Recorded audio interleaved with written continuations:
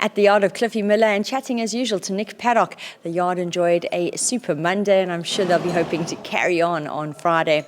Now, first up in race 1 will be Ndizeo. She made her poly debut last time out and it was a really good one. Nick, she ran a very competitive third. Yeah, cracking race. The 6 furlong probably was just that stretch for her. Back to the 5, I think, from a good draw.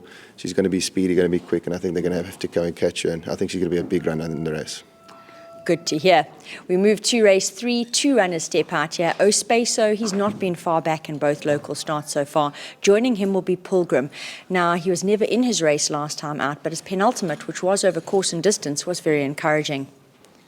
Yeah, a bit disappointing last time. I felt that he ran his race in the parade ring and behind the pens more than in the race itself. He worked himself up terribly. So, put a line through that and hopefully he can bring his penultimate, which wasn't bad. I know it was a very weak field that day when he ran second, but still, he can find minor money here. Ospaso was his worst enemy last time. He was incalcitrant to say the least. You couldn't work with him. He was just a hazard on the course. He didn't want to go down to the start and messed about in the saddling boxes and before the race and the preliminaries, and it was just wasn't himself. So I put a line through that, and I know it wasn't too bad, but I think stepping up to the mile with no blinkers also will help. You can run a big race, and I think Zach has really got a good record for us at the moment, and hopefully he can do the business come Friday. Vihan's Queen is in the background and she'll be in action on Friday in race 6. Now, in her penultimate start, she won a gutsy race and she followed up with another good placing last time out. Nick, she'll be a runner here if she's holding form. Very big runner, I think. I think the big thing here is the claim 4 on her back. Yeah.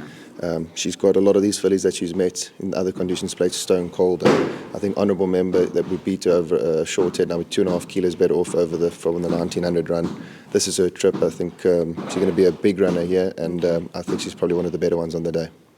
Heed those words. The yard will close in race 8 with Ichacha. Now, this fellow will make his local and poly debut, and he could just need it considering he raced off a lengthy 6-month break. Yeah, he's definitely going to need the run here. He's taken a bit of time to come right, and we've had to iron out one or two few little issues with him. He's doing well at home, but he's probably going to need 1 or 2 runs to bring him along and just tighten him up a little, just a little bit extra. So maybe just keep an eye on him this time, and we'll have a look for him when he goes into the grass. Prep run for Ichacha. This will bring him on, but there are definitely a couple of other runners from the yard on the day to definitely take note of.